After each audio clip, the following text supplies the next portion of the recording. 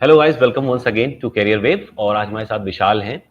And as of course जो qualified जितने भी कैंडिडेट हैं उनमें से एक ब्रिलियंट हमारे विशाल सर भी हैं। तो आज हम लोग ऐसा संयोग बन पाया है कि हम लोग आज जुड़े हैं। तो छोटे मोटे कन्वर्सेशन जो शायद आप लोग कई सारे डाउट्स पूछे भी थे कि ये भी सर आप पूछा करिए, ये सारी चीज़ें छूट जाती हैं।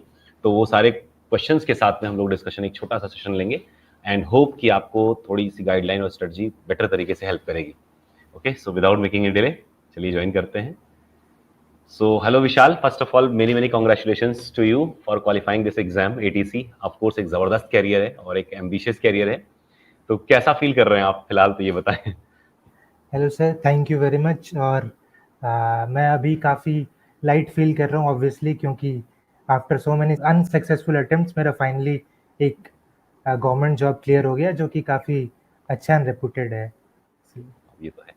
और एक चीज़, थोड़ा सा अपने बारे में हल्का सा एक ब्रीफ इंट्रोडक्शन दे दीजिएगा। सो हेलो एवरीवन, मैं विशाल कुमार सिन्हा। मैं रांची झारखंड से बिलोंग करता हूँ।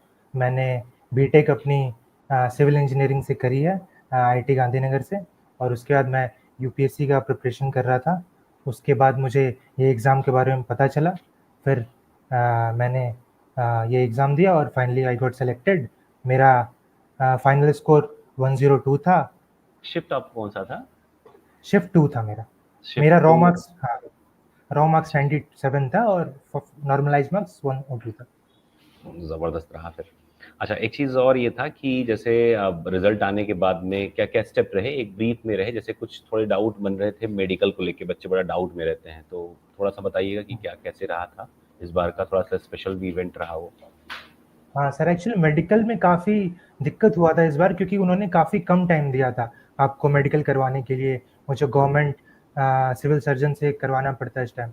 और वहाँ जाके बहुत लोगों का शॉर्टफॉल भी लगा। पर अभी जैसा कि मैं देख रहा हूँ कि अभी तक जिनका शॉर्टफॉल लगा उनको वो अलाउ कर रहे हैं डेट बढ़ा के कि आप फिर से ला के दीजिए। तो उस मामले में काफ़ी लीनियंट है एआई। तो उतना टेंशन लेने का ज़रूरत नहीं है। वो मतलब इसमें रिजेक्ट नहीं करते हैं, आपको काफ़ी मौके देते हैं सही करने में। अच्छा, इसके बारे में जैसे वॉइस टेस्ट को लेकर एक थोड़ा सा कुछ लोगों में डाउट रहती है, और हमने कई बार बात भी इस पे करी है। तो कुछ वॉइस हाँ टेस्ट का आपका एक्सपीरियंस कैसा रहा? सर, मेरा वॉइस टेस्ट तो काफ़ी मतलब ईजी गया था। उतना कोई हेक्टिक नहीं था उनमें।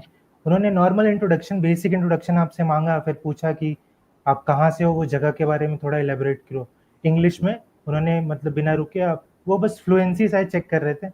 उसके बाद उन्होंने वो आ करके बोला बोलने को, जित एक सांस में जितना लंबा आप खींच सकते हो बस अच्छा अच्छा, उसमें। 16-17 से मतलब 15 सेकंड का लगभग टारगेट रख के चलते हैं वो लोग, कि 15 सेकंड के हाँ आसपास लगभग आपकी सांस बन जाए। मतलब एक हाँ डर रहता है ना कभी कभी कि सर इंटरव्यू होता है, तो इंटरव्यू नहीं हो एक्चुअली, जब बेसिक एक वॉइस टेस्ट ही है ना। हाँ अच्छा, एक हाँ चीज़ और भी रहती है कि हम देखते हैं कि जैसे कुछ लोगों की पर्सनैलिटी थोड़ी चार्मिंग होती है, जैसे आपकी भी एक ज़बरदस्त पर्सनैलिटी है। तो एक उसका भी इफेक्ट बेनिफिट मिलता है, मतलब उसका भी एक बेनिफिट ये मिल जाता है कि अगर अच्छी बैकग्राउंड अपनी रहती है, अच्छा एक्सपीरियंस और स्किल रहता है, तो उसके लिए होता है कि एक ही राउंड में हर चीज़ क्लियर होती चली जाती है। नहीं तो फिर एक झिझक आ जाती है, एक हेजिटेशन आ जाती है। बहुत बैकवर्ड क्लास से अगर कोई बच्चा जाता है तो उसमें एक, घबराहट में उसकी सांस जो है अटकने लग जाती है, फूल जाती है। तो एक ये भी रहता है। हो सकता है sir, may be, I don't know. मेरा तो 12 सेकंड के आसपास मैं बोल पाया था, लेकिन अच्छा मेरा आवाज़ एकदम क्लियर था। तो मुझे एक बार में ही उन्होंने कर दिया सही। अच्छा, एक पैराग्राफ रीडिंग भी देते हैं, तो हाँ, पर्सन टू पर्सन वेरी कर रहा था वो, तो आपके साथ में क्या रहा था पैराग्राफ रीडिंग का, कि कैसा पैराग्राफ था?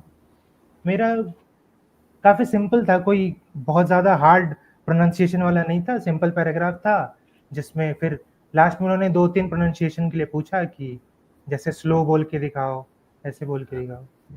अच्छा अच्छा, वही स्टटरिंग या जीभ में कोई ट्विस्ट नहीं है या सुनने में कोई प्रॉब्लम नहीं है, सारी चीज़ें थोड़ी सी क्लियर कर लेते हैं। तो कुछ नहीं सर, प्लान मैं वान तो किया है कि कहीं गए थे आप? नहीं, अभी तक तो मैं नहीं घूमा था। मैं ऑफर लेटर का वेट ही कर रहा हूँ कि कब आ जाए ऑफर लेटर पे।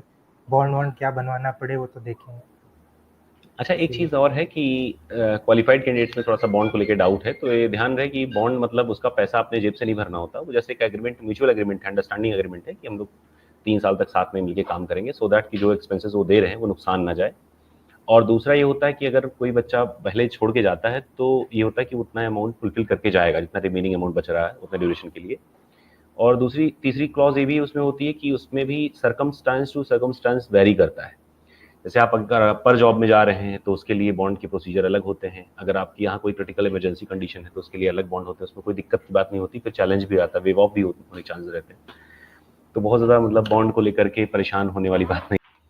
अच्छा, एक चीज़ और हम बता रहे थे कि जैसे कुछ बच्चे हैं, अभी कल शाम को मेरी बात हो रही थी, एक लड़का है आदित्य, तो उसने बड़ा यस। खुल के बात किया, कहा सर कि मैं पढ़ना चाहता हूँ लेकिन थोड़ा डिस्ट्रैक्शन कुछ-कुछ चीज़ों को लेके हो जाता है। कुछ कभी स्पाउस को लेके हो जाता है, जैसे वो फिलहाल तो मैरिड है। तो जो अनमैरिड होते हैं वो भी कहीं न कहीं ऐसा है कि हर किसी को इमोशनल सपोर्ट की चाहिए नीड होती है, किसी को घर से मिल जाता है, किसी को दोस्त से मिल जाता है, मेबी वो स्पाउस हो, मेबी वो कभी-कभी फ्रेंड हो सकता है।